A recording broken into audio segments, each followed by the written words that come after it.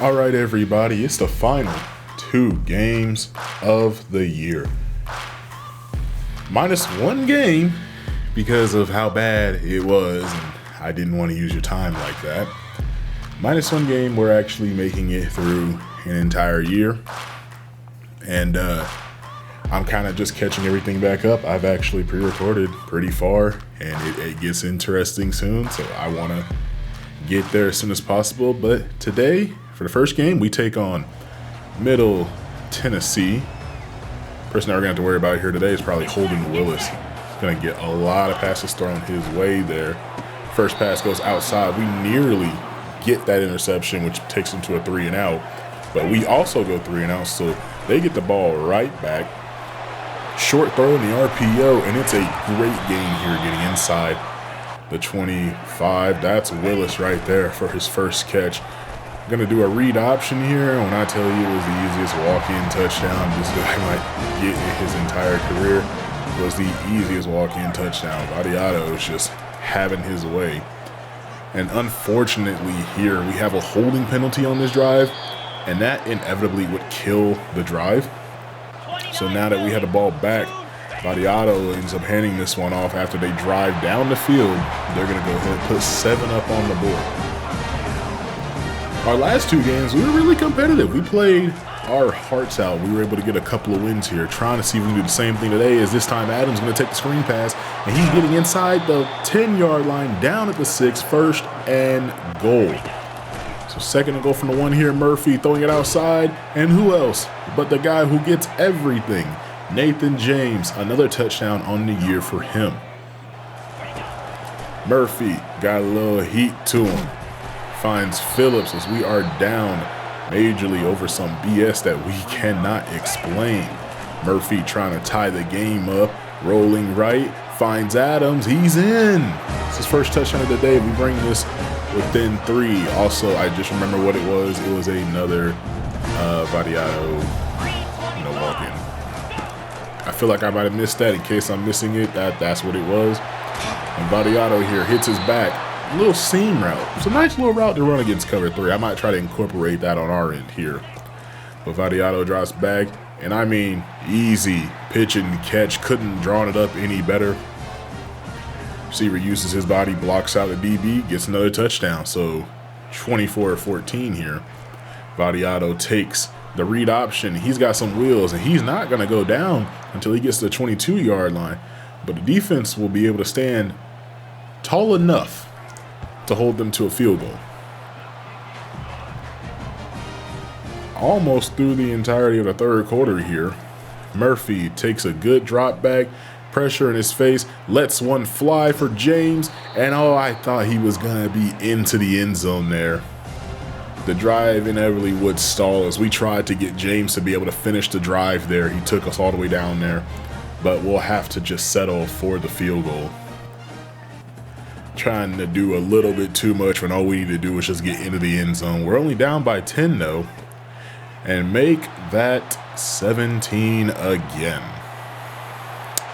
I might have spoke too soon. We were only down by 10, and once again we are down by 3 scores. 34-17. Murphy here trying to get something going with what the coach is calling, and he is going to be sacked, taking us to 3rd and 10. Nothing happens on 3rd and 10. There's 4th and 10. He's scrambling. He's going to get the first down here. We're in the 4th quarter now. Murphy trying to make the most out of it. Takes a shot, and this one getting picked off.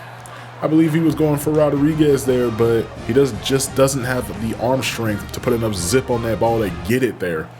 Hung in the air a little bit too long. Safety comes over, picks that one off.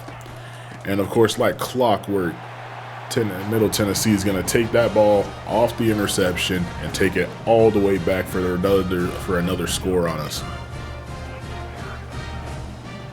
I don't know why I added a PAT. I'll be honest with you. I thought I cut this out, and I could see that. But what we're going to do? We're going to roll with it. As Vadiato hands this one off, and his running back rolls with it. And he gets caught down at the 4-yard line. 12 carries, 104 yards here.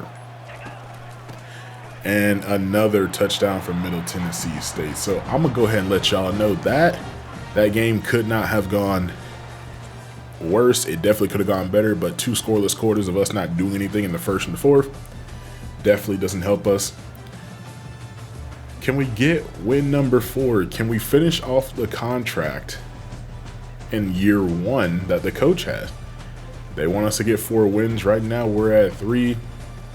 We still have a chance, as the next team we're taking on is UTEP here, and we'll start that game off with us getting a pretty long field goal. I'm not gonna lie to you guys, when making these uniforms, I love the idea of the All Blacks. But if you can see it now, I don't like it so much, and I know what I messed up on, and it's the numbers. It's the numbers. I should have made those blue. If those would have been blue, then I think we'd be fine, because they're black and they're glossy. The only thing is, as James here breaks the tackle, the only thing is they have a blue outline. That's not enough. It's not thick enough to be able to look at James here. It's not thick enough to be able to show the number the way I would have liked it to. And since I hadn't been using the black uniforms so much, as we're going to jump to a 10-0 lead here, I hadn't been using the uniforms too much. I didn't get a chance to really see this, and now I can see it. And if I did see it before, I just wasn't thinking about it too much, because when you're playing it, you know, I'm not looking at that. But I think these uniforms are going to be held to special occasions and maybe senior days starting like season 3, because I'm in season 3. I'm almost done with it, and I think that's when I'm going to, I think that's what I'm going to hold into. I think I used it a couple times in season 2, so I'll end up making do with what we have. But in season 3 and beyond, if I can keep this stuff going, I want to take it so that way the all black uniforms are only a senior day thing, just a one-time thing. Unless like there's just like the special occasion, or it's called for, where we like kind of need to have the uniforms, they won't be worn too much. The all white uniforms, however, that got the blue gloss on them, they will be worn quite often. I'll try to find ways to get those uniforms in there. Back to gameplay though. Murphy here handing it off. It's James. He's got enough speed to get to the edge, bouncing it to the outside. He's going to be gone to 35, tackled down at the 33-yard line, 64 yards on 8 carries, and all those yards really came on that carry.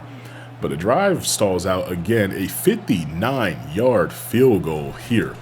And did you see how fast that crap was moving? You see how well timed it was, and how we're just going to easily knock through a field goal? Don't expect to see that a lot. I can tell you right now, I got lucky. My heart was beating, heart was pounding, and I thought we was going to miss that. But as we approach the end of the first half here, UTEP is going to be held to a field goal. Defense gave up a couple of yards, but inevitably will stand tall.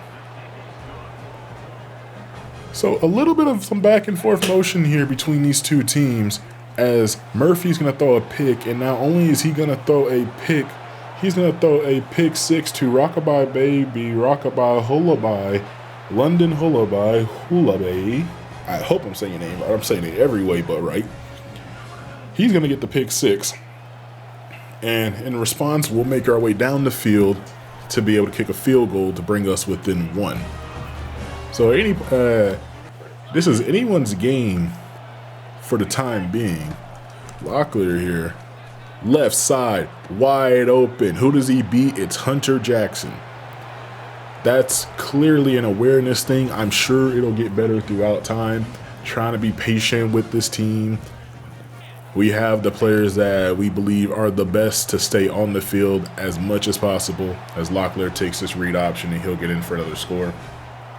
But we're taking the guys that we think will give us the best chance to win and putting them on the field, and we're seeing each week how things go.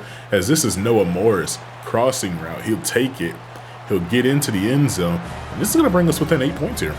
So we still have a chance. We still have a chance, and we will attempt a horrific onside kick here, as this ball just skims right into the hands of the hands team, and UTEP will be able to run out this clock.